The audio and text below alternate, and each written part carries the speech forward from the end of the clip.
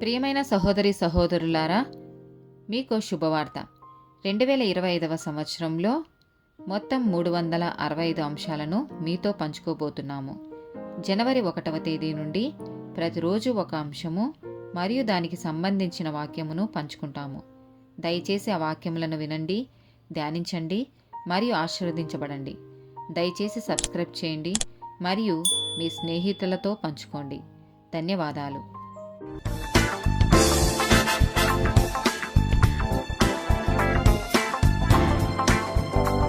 27th day topic వెనక్కు తగ్గడం. ద్వితీయోపదేశకాండము 4వ అధ్యాయము 9వ వచనం.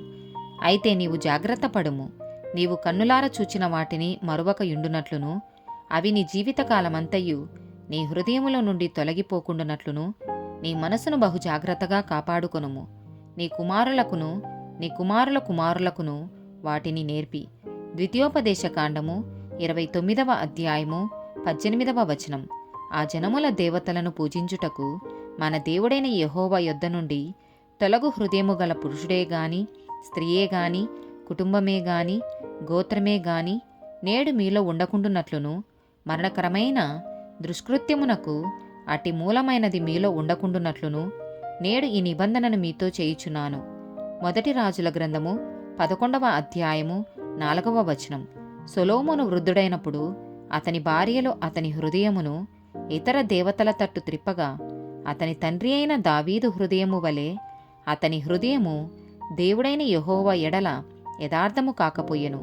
కీర్తనల గ్రంథము 85వ అధ్యాయము 8వ వచనం. దేవుడైన యెహోవా సెలవిచ్చిన మాటను నేను చెవినబెట్టెదను. ఆయన తన ప్రజలతోనూ తన భక్తులతోనూ శుభవచనము సెలవిచ్చును. వారు మరలా బుద్ధిహీనులు కాకుందురుగాక. ఇర్మియా గ్రంథము 2వ అధ్యాయము 19వ వచనం.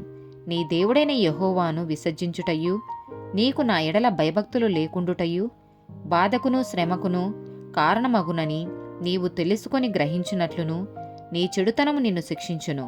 నీవు చేసిన ద్రోహము నిన్ను గద్దించునని ప్రభువును సైన్యములకు అధిపతియునగు యెహోవా సెలవిచ్చుచున్నాడు. ఇర్మియా గ్రంథము 3వ అధ్యాయము 22వ వచనం. భ్రష్టులైన బిడ్డల్లారా, తిరిగి రండి, మీ అవిశ్వాసమును నేను బాగుచేసెదను. నీవే మా దేవుడవైన యెహోవావు, నీ యొద్దకే మేము వచ్చుచున్నాము. యెహెజ్కేలు గ్రంథము 33వ అధ్యాయము 18వ వచనం. నీతిమంతుడు తన నీతిని విడిచి పాపము చేసిన ఎడల ఆ పాపమును బట్టి అతడు మరణం నొందును. హోషేయ గ్రంథము 11వ అధ్యాయము 7వ వచనం.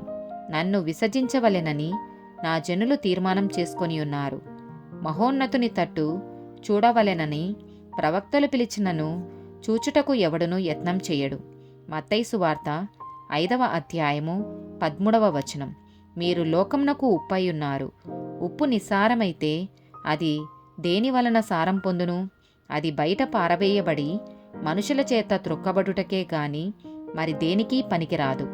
లూకాసు వార్త 9వ అధ్యాయము 62వ వచనం.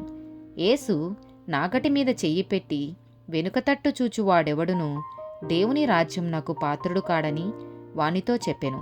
లూకాసు వార్త 15వ అధ్యాయము 6వ వచనం.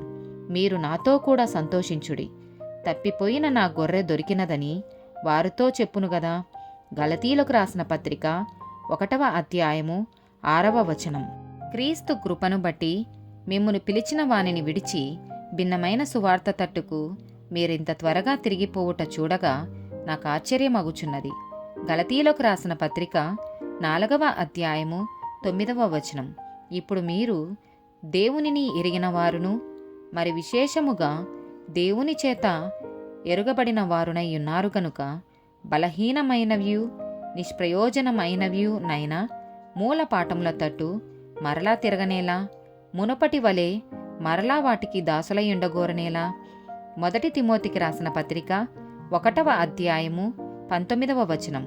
అట్టి మనస్సాక్షిని కొందరు త్రోసివేసి విశ్వాస విషయమై ఓడబద్దలైపోయిన వారి వలె చెడియున్నారు. ఆమెన్.